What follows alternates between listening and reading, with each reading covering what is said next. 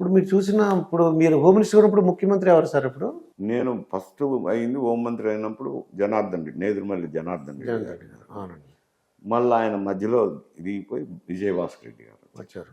అసలు వీళ్ళ స్టైల్ ఎలా ఉంది సార్? ముఖ్యమంత్రులుగా మీరు ఎంతమంది చూసుంటారు. అప్పటి ముఖ్యమంత్రులకి, ఇప్పుడు ముఖ్యమంత్రులకి ఏమైనా తేడా ఉందంటారా? లేకపోతే సేమ్ అడ్మినిస్ట్రేషన్ అలా ఉందంటారా? అప్పుడు పరిస్థితులు వేరు. అప్పుడు కాంగ్రెస్ పార్టీ అధికారంలో ఉన్నది, వ్యతిరేకంగా తెలుగుదేశం పార్టీ ఉన్నది. Telugu Desam party regional party, Congress party వచ్చి నేషనల్ పార్టీ. చాలా రాష్ట్రాల్లో అప్పుడు అధికారంలో ఉన్నది కదా, అపోజిషన్ పార్టీస్ లేవు కదా. అప్పుడు ఉన్నప్పుడు హైకమాండ్ ఉంటుంది, హైకమాండ్తో చర్చించాల్సి ఉంటుంది. హైకమాండ్ ఇక్కడ తీసుకునే నిర్ణయాలు హైకమాండ్కు చెప్పాల్సి ఉంటుంది. హైకమాండ్ కొన్ని నిర్ణయాలు చెప్తా అంటారా, వాటిని అమలు చేయాల్సిన అవసరం ఉంటుంది. కొంత స్వాతంత్రం తక్కువ ఉంటుంది. ఇక్కడ రీజనల్ పార్టీ కాబట్టి తెలుగుదేశానికి వాళ్ళ సొంత నిర్ణయాలు తీసుకుంటున్నారు. అది తేడా, అంతేగాని వేరే ఏముంటుంది, వ్యక్తుల్లో తేడా రాదు. అంటే నేదురుమల్లి జనార్దన్ రెడ్డి గారి వాళ్ళ యొక్క అడ్మినిస్ట్రేషన్ ఎలా ఉంది, విజయభాస్కర్ రెడ్డి గారు అలాగని చెప్పగలరా సార్? అది ఈ అడ్మినిస్ట్రేషన్ తేడా రాదని చెప్తుంది కదా, వ్యక్తుల వల్ల తేడా రాదు, పార్టీ నిర్ణయాలు ఉంటాయి అంటే ఎక్కువగా. అయితే ఇప్పుడు వైఎస్ఆర్సీపీ మొన్నటి వరకు అంటే తెలంగాణలో చూసినట్టు ఎలక్షన్లో కేసీఆర్ గారు చాలా ధైర్యంగా ఉన్నారండి ఎలక్షన్స్ ముందు. కానీ సడన్గా కొంతకాలం అయిన తర్వాత నేను ఓడిపోతే నాకేం నష్టం లేదు, నేను ఫామ్ హౌస్లో కూర్చుంటా, నాకేం ప్రాబ్లం లేదు, తెలంగాణకే నష్టం అని అనేవారండి. కామన్ పీపుల్ ఏమన్నారంటే ఇప్పుడు నిన్న స్టేట్మెంట్ జగన్ గారు, నేను ఓడిపోయినా నేను సంతోషంగా ఉంటాను, నాకేం బాధ ఉండదని. అంటే వై నాట్ 175 అన్న ఆయన నిన్న డిస్కషన్ మాట్లాడారు మిగతా అందరిలోనూ. ఇది ఇలా అన్నారు ఏంటని, వై నాట్ 175 అన్న ఆయన ఓడిపోయినా పర్వాలేదు అంటున్నారు సార్. ఓడిపోయినా పర్లేదు, నేను హ్యాపీగా ఉంటాను, సంతోషంగానే ఉంటాను అంటున్నారట. అంటే సర్వేలు ఉంటాయి కదా, సర్వేలు చేసింటారు. సర్వేలు బట్టి వీటిని బట్టి ఆలోచన చేసినప్పుడు పరిస్థితులు ఎలా ఉన్నాయి అనేది ఒక మేరకు నాయకునికి అర్థమవుతుంది. ఒక మేరకు అర్థమైనప్పుడు సూచనలు కనపడతాయి స్టేట్మెంట్ ఇచ్చేటప్పుడు. అందుకే 175 అన్నప్పుడు కూడా నన్ను చాలామంది అడిగారు, ఏది 175 ఎట్లా వస్తాయి సార్ అని. అంటే ఏదో కార్యకర్తలకు ఆత్మస్థైర్యం కలిగించేదానికి, నైతిక బలం చేకూర్చేదానికి అటువంటి మాటలు సహజంగా పార్టీ పెద్దలు మాట్లాడుతుంటారులే, ఓడిపోతామని ఎవరు చెప్పరు. కాకపోతే ఇప్పటికీ ఒక రకమైన అభిప్రాయం ఏర్పడి ఉంటుంది ప్రజలు. సర్వే చేస్తే దాదాపు ఒక రకంగా వస్తుంది ప్రజా అభిప్రాయం. వచ్చినప్పుడు వాళ్ళకు సర్వేలో రిపోర్ట్లు ఏదో ఒక రకంగా చెప్తారు కదా. ఒకవేళ కొంచెం అననుకూలంగా ఉందండి, మీరు ఇంకా గట్టి ప్రయత్నం చేసుకోవాలన్నా ఏదో వాళ్ళ పరిభాషలో స్ట్రాటజిస్టు వాళ్ళు చెప్తా అంటారు. చెప్పినప్పుడు పరిస్థితి అర్థమవుతుంది, అభ్యర్థులు ఎంపికలోను దీంట్లోనూ అర్థమైనప్పుడు ఎక్కడో చోట నోటి మాట జారచ్చు. జారిన దానివల్ల నష్టం జరిగేది ఎందుకంటే పార్టీకి జరుగుతుంది. ఇక్కడ ఆయన నేను ఓడిపోతే నాకు నష్టం లేదు, తెలంగాణకే నష్టం అన్నారు. తుదకు అది ఏమైంది, ఆయనకే చుట్టుకున్నది. ఇక్కడ కూడా ఆయన అటువంటి మాటలు మాట్లాడు, నాకు ఓడిపోతే ఏమి, నేను ఆనందంగా ఉంటానంటే సంతోషంగా ఏం బాధపడను, బాధపడేది ఏముంది, సంతోషపడేది ఏముంది. 5 సంవత్సరాలు రాజ్యం వచ్చింది, ఏళ్ళినాము. ఇప్పుడు ఓడిపోయి నాకు ఇంటి దగ్గర కూర్చోవాల్సిందే కదా డెమోక్రసీలో. మళ్ళీ పార్టీని అభివృద్ధి చేసుకోవాలి, లేకపోతే లేదు. నా మాట నాకు ఏమంటారు. జగన్ గారి పరిస్థితి ఎలా ఉందంటారు? మీ ఆయన వైఎస్ఆర్సీపీ పరిస్థితి ఇప్పటి వరకు? అంటే అక్కడ జనరల్గా ఇంత ముందు కూడా కొందరు చెప్పాను నేను, ఈ పొలిటికల్ పోలరైజేషన్, ఒక విధమైన పొలిటికల్ పోలరైజేషన్ జరిగింది.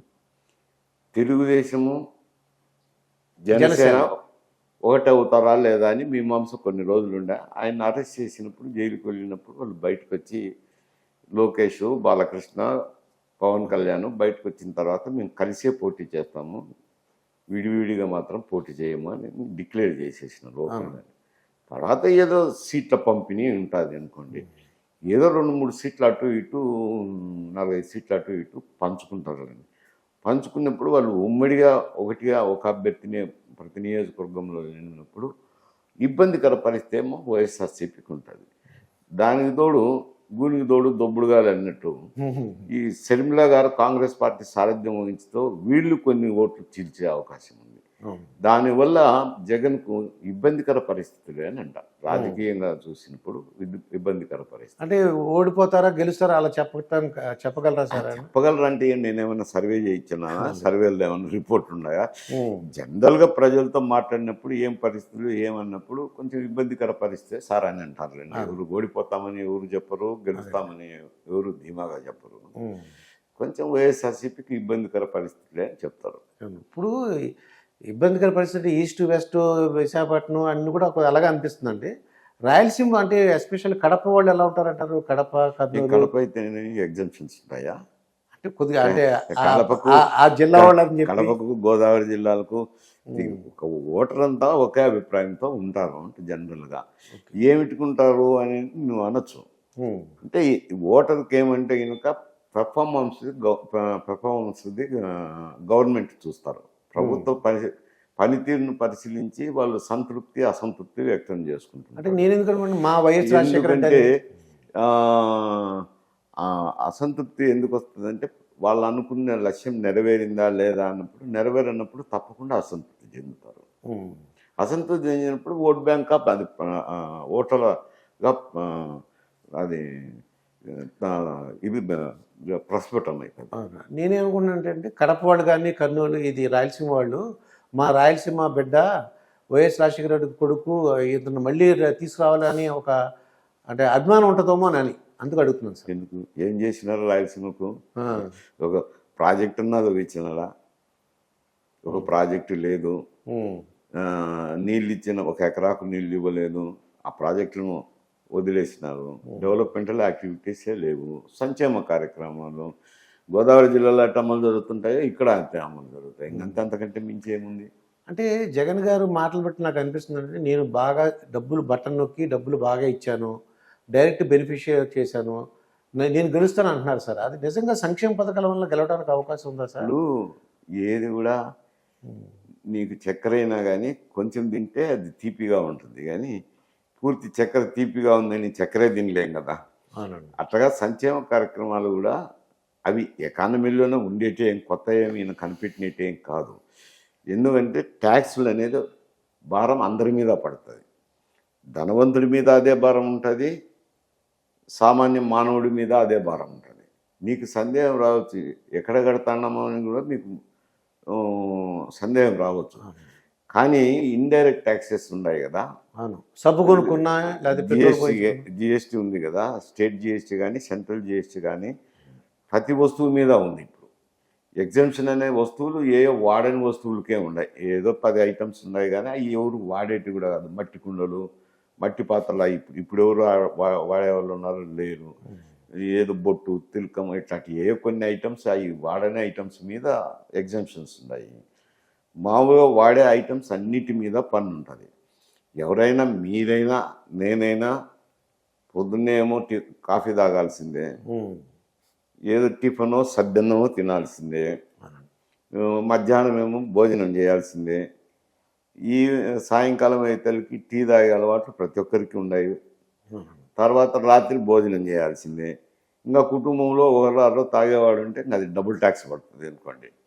అందువల్ల ఆంధ్రప్రదేశ్లో ఎక్కడ ట్యాక్సులన్నీ ఎక్కువ, అందుకే విపరీతమైన ధరలు ఉంటాయి. పెట్రోల్ డీజిల్ అయితే రాష్ట్రంలో ఏ రాష్ట్రంలోనూ అంత ధర లేదు. ఎక్కువ పెట్రోల్ డీజిల్ మీదనే కదా పన్ను పడేది. వెహికల్స్ ఇప్పుడు అందరూ వాడుతున్నారు. మోటార్ సైకిలో, విక్కీనో, కారో, జీపో ఏదో ఒకటి అందరూ ప్రతి ఒక్కరూ ఇప్పుడు వాహనాలను ఉపయోగిస్తున్నారు.